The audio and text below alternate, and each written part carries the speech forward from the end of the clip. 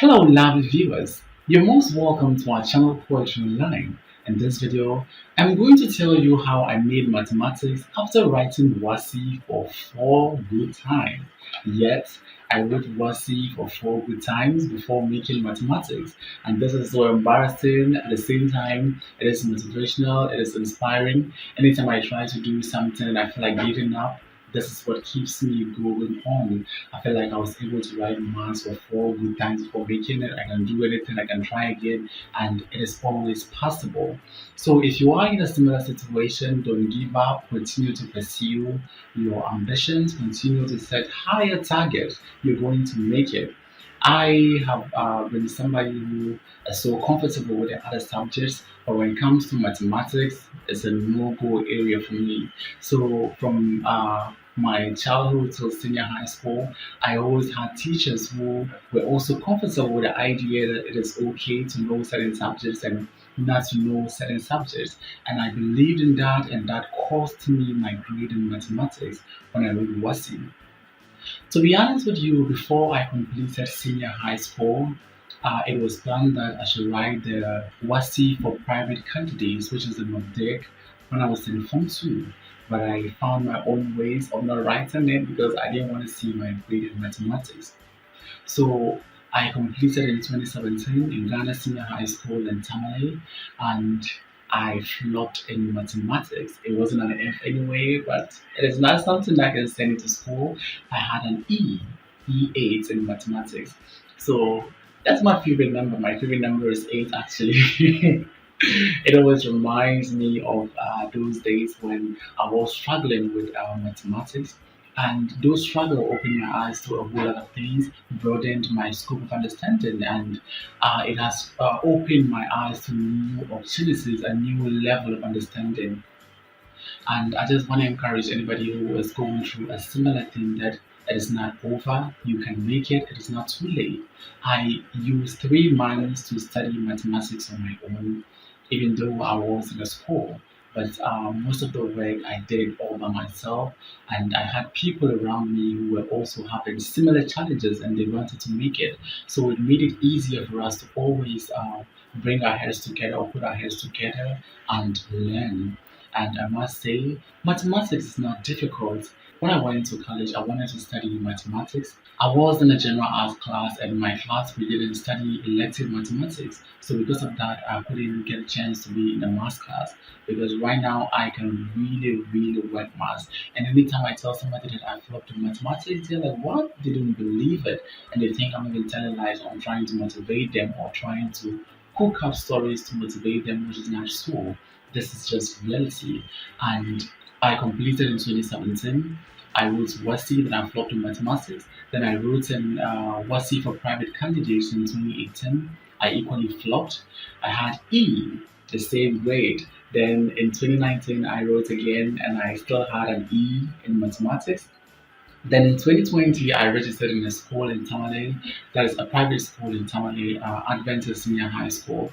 That was where I wrote my mathematics. And to be honest with you, we didn't write in our school, we wrote in Waiko. In Tamale, all the private schools write the WASI and the Waiko. So we wrote our exams in Waiko.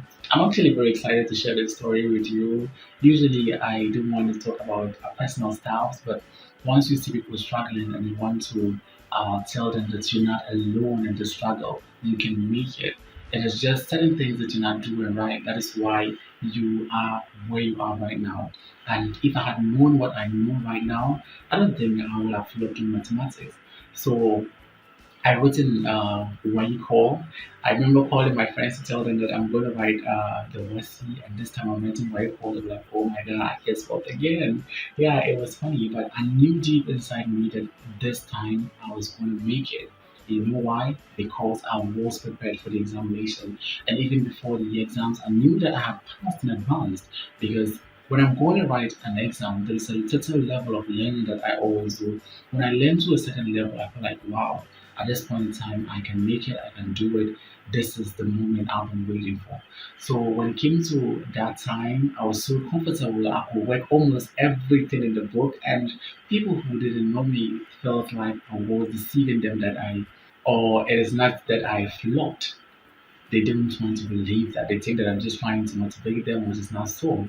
So I've been to several extra classes. I've been several teachers have taught me and they know me. I'm almost like a teacher's favorite, but the thing is that I have flopped several times. When I see them, it's so embarrassing. I always run away. I don't want them to see me. But right now, when I see them, it's always exciting that we stand there and talk and we share ideas, and it's so funny. So after passing mathematics, there are certain things I realized from both teachers and from students. Let me begin with that of the teachers. And this is not in any way an attack to anyone in particular, but this is just an honest opinion, or this is what I feel were some of the things that made me to flop in mathematics. And one of them has to do with teaching complex things in class.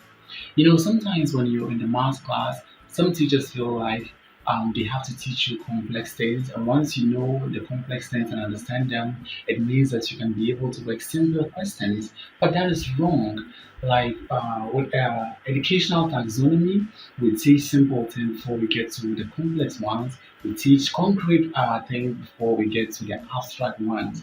So the topics that are in mathematics is just a build up on each other. You have to know one topic before you can know the other, or you have to know one step before you can know the other, or before you can work the other. So anytime the teacher comes to class and comes to work a very complex example on the board. He doesn't want to do anything simple. All the examples are very complex. We those that are very weak in mathematics or have a very weak foundation in mathematics are just so angry. We're just so off because we don't even understand what is going on in class, and it's so annoying. And another thing that I've observed is that some teachers try to explain simple concepts in the class and rather give the difficult ones to students to go and work them at home or for an assignment, which is equally not right. For somebody like me who was struggling in mathematics, that alone is something that I feel some kind of guilt anytime we're given an assignment and it is so complex, and we know that the master has worked the simple ones in the book or has worked the simple questions, and we're now going to do the difficult ones, and that alone is something that it leads to frustration and guilt because you can't work it, and the next morning you are, or the next 2 or 3 days time, you're expected to present answers on that. So it is equally not right. So the appropriate thing to do is to blend the two. We work both simple and complex things together, and that way people will get an insight as to how things are done. And this is what I think will help people to make it. And another thing has to do with bringing long-winding questions to class. In every class, we always have those students that will always bring those kind of questions. You don't even know where they get them from. They bring them to class, they will work and work and work and work. This part of the board is full, this part is full, this part is full. Then when you get to the end, and then you'll be like, oh my god, we made a mistake in the middle, then they put it back, then I'll be like, oh lord, what is happening? Because all those things are so annoying to me. And I'm sitting in class and I'm watching people, something I don't understand, and people are even arguing and trying to prove that the teacher is wrong. And I'm like, what is happening in the class? So all those things are things that I think that do not really motivate a slow learner or somebody who is struggling in mathematics. Those type of questions, it is appropriate to meet the teacher so that he can work it for you. So it doesn't necessarily have to be in class where you bring the question there, then you have to debate and debate, bring different formulas, try everything. You're just confusing those who do not know how to do it properly. So I think those were some of the things that I felt were not properly done. Then sometimes the teachers tend to focus on students who are doing well in mathematics, which is also another challenge. If you're teaching a class where the students are half of them don't understand, then two, three, four people understand, and you are comfortable with it because they understand you can move on, that is equally very, very wrong. So it is important that you adopt different teaching methodologies so that everybody can understand what you're doing. It is so, so important. I flopped not necessarily because of what the teachers were doing, but because of my own actions. So right now, let me go to my own actions. One of them has to do with assuming that mathematics is a very difficult subject. So the thing is that once you don't get a very good background on mathematics, you're going to assume that everything about mathematics is abstract and it is very complex, which is not so. I remember anytime you're working a question on the board, I'm just looking at the master and I'm like, what are you doing? Because sometimes you see a triangle on the board, then only one figure or one angle has been numbered, and the rest of the angles there's nothing there, and they ask you to find out what they are. And I'm like, how do you find out this when you know only one? I only know when you know of two angles, then you put it to 180 and wait for the other. But as to how you do that, I'm like, what is wrong? What is happening? Are these people doing some kind of magic on the board? But I realized that it is the concept that is very important. Once you understand the concept, it is easier for you to be able to do it. It is easier for you to be able to understand what you're doing. So it is equally important for everyone to understand that mathematics is not difficult. Once you make up your mind that it is difficult, you have preconditioned your subconscious mind not to understand anything you are being taught in mathematics. Actually, I'm studying French and English, but I actually love mathematics. Sometimes I just go through my mathematics book or I pick a textbook and just try to work a question or two because it's so exciting to me. And the concept is simple, it's universally accepted. No matter where you are in this world, once it is A, it is A. But in English or in literature, people have different interpretations of things. So that makes it difficult for even the art students to get A. Because in your history, in your government, in your geography, people have different interpretations of them. So a definition that might be accepted by one person might not be accepted by another, or something that one person feels is not a problem would be a challenge to another. So mathematics is very simple. It is one of the subjects you can easily make an A in, and I did it. You can do it. I wrote 4 times. So this is not something that I'm making up, or this is not a cooked up story or a rehearsed video. This is something that I just want to share with you so that you know that you are not alone. If you are in senior high school at this moment and you're going through this challenge, just know that you can make it. It is possible, and it is not too late. Don't think it is too late. Continue to work harder, continue to put in the effort, and it is definitely going to pay. The next thing I'm going to talk about has to do with bad learning habits. I used to have this really, really bad learning habits when it comes to mathematics. I always focus my energy on the other subjects and I did very well in them. But when it comes to mathematics, I always have this bad habit. One is that I continuously learn the same thing. I hate disappointment and frustration when I'm learning, so I tend to work things that I'm very comfortable working with already. I always like to go and work two set problem, three set problem, construction, and all of that statistics. Those are the things I love to work. So every time you see me working mathematics, I'm doing those same things, which is equally very wrong. You have to broaden your scope of understanding and learn as much as possible. So it is having a bad learning habit is not good. You have to be open. You can even form group studies, go to people to tell you to help you out with what you're doing. I used to have this incredible friend, Naima, from Adventist Senior High School. She is somebody who is actually a very lazy student. I don't mean lazy in a bad way. I mean she is very smart. She has shortcuts to everything. So anytime I'm working something, she can just look at it and just tell you the answer. And I'm like, how did she do that? But when I got closer to her, I realized that she knew the things at her fingertips. She can easily make factorize something, make something the subject, do a lot of things in mathematics that actually we will have to write them on the board, but she can do it in her mind. And that is something that I learned how to do. And not only is she good when it comes to working, she was actually good when it comes to the calculator. Because I wasn't really practicing, I wasn't learning mathematics. When it comes to the calculator, I have to looking at it one after the other and the punching. But she's somebody she can even type without looking at the calculator. So I learned all of those things from them. And with time, I started teaching them mathematics. That was something that was actually very funny and at the same time very exciting. And at the same time very scary because people who were teaching you and at the point in time you are now teaching them, It was actually very funny. That was the irony of it all. Then another thing that I will talk about has to do with trying to understand complex things when you don't know the simple ones. I think this is just where my mistake lies. I was trying to understand complex things when I didn't even know the simple ones. And I think that everybody has to understand the simple things first. The basics are very important. You think that it's not important or board mass, who cannot work fraction, who cannot do this. All those things are very important. Algebraic expression is very important. How to factorize is also very important. Then again, when it comes to indices, logarithm, you have to mensuration, all those topics are very important. The basics are actually very important. Once you don't know them, you can't work any other thing in mathematics. Now, the way we see the questions are set, you don't just get a question from a topic. You can be working one question, then you from a different one topic, then you end up in another topic. So, in trying to work two set problem, you might end up using simultaneous equation, or you might end up using factorization. So if you don't learn the basics, you can't work any complex thing. And don't stress your mind trying to learn the complex things, global mathematics, blah blah blah. Learn the simple ones. Once you learn the simple ones, you don't need anybody to teach you the complex ones.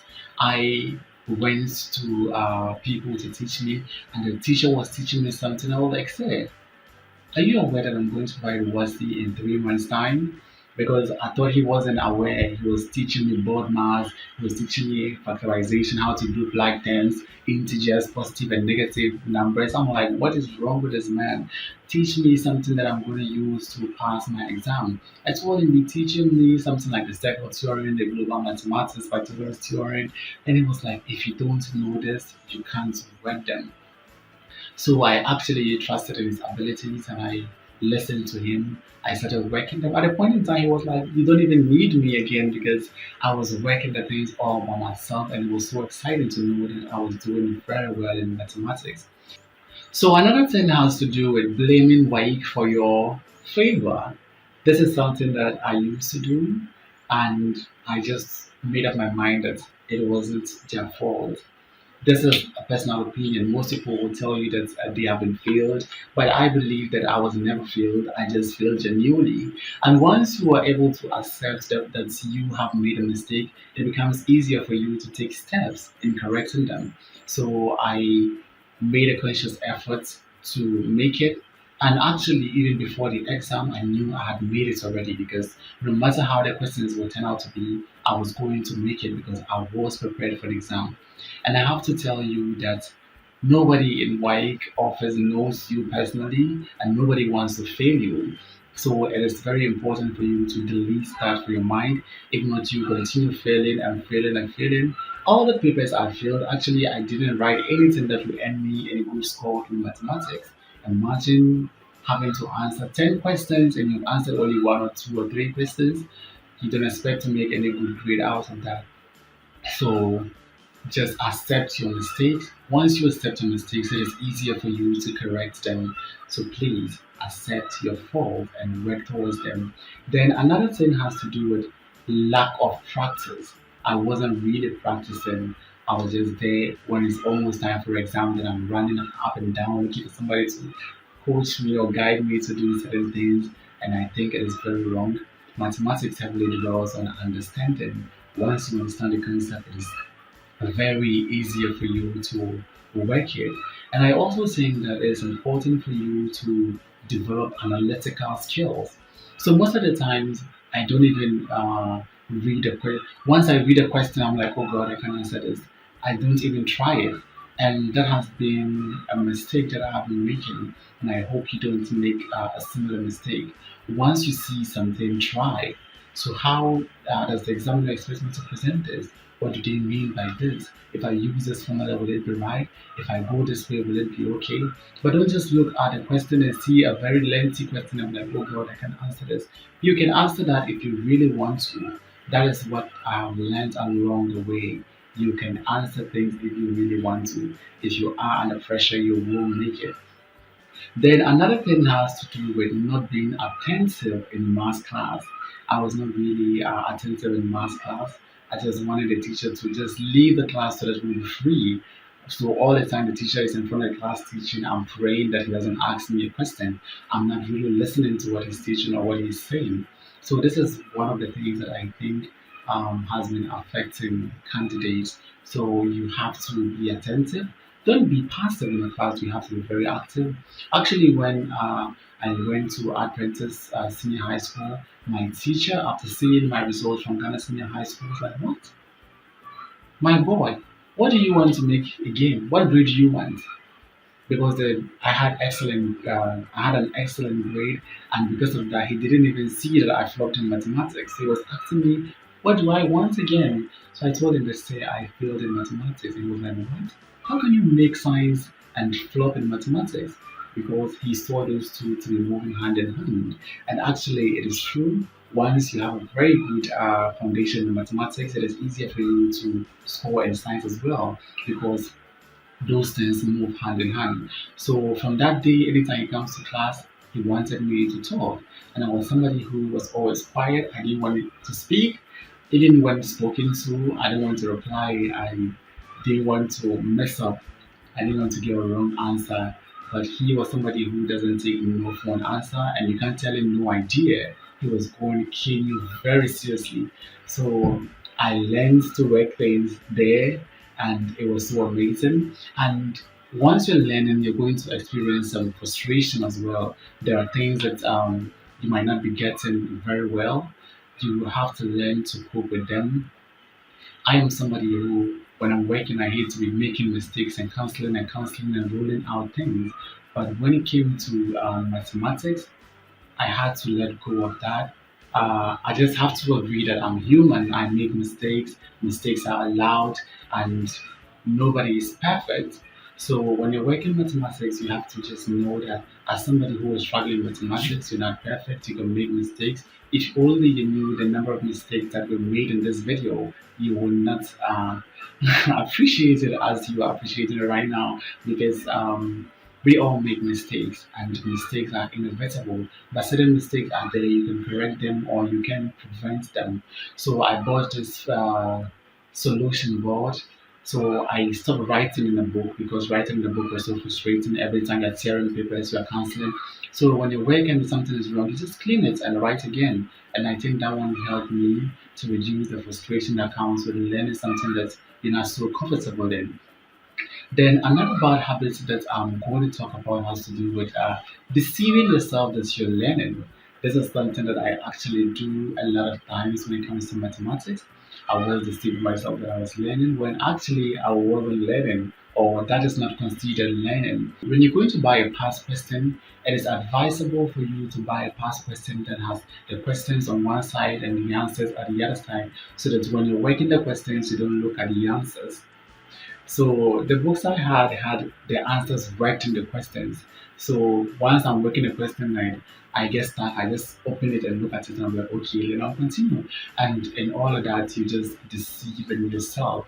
And another thing has to do with knowing your formulas off head. It doesn't matter how intelligent you are in mathematics. Once you don't know the formulas, or once you can't remember a formula, you will not be able to work the question. So it's very important to know the formulas of head. I used to know all my formulas.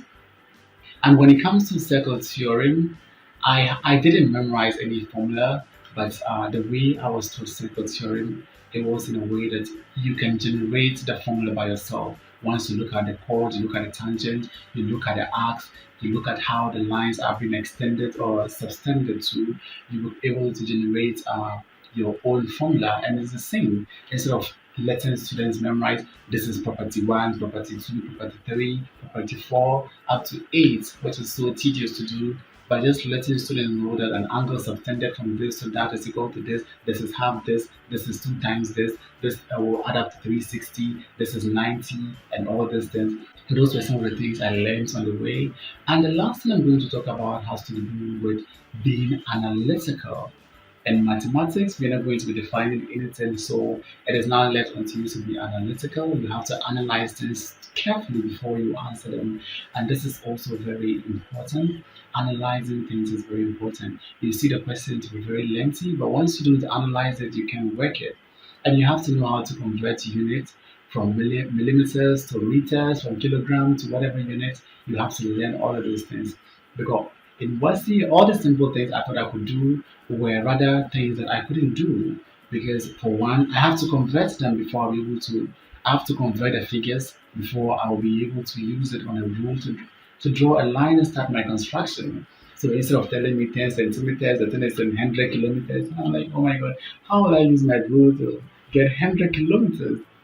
So once you don't know how to do all of those things, you are not going to make it. So you have to learn them. It is very important.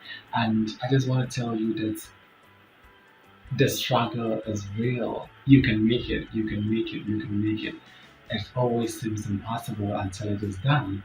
It was always impossible to me until I did it. And I'm now telling people each and every day. I tell people that I have failed in mathematics 3 times and they don't believe me because they feel like I know way too much in mathematics to ever fail it. But that's not so. Just delete the idea that mathematics is difficult. Get somebody to help you out and you're really going to make it. Thanks for watching this video. Please don't forget to like, comment, subscribe, and share this video. Till we meet again on YouTube. Bye bye.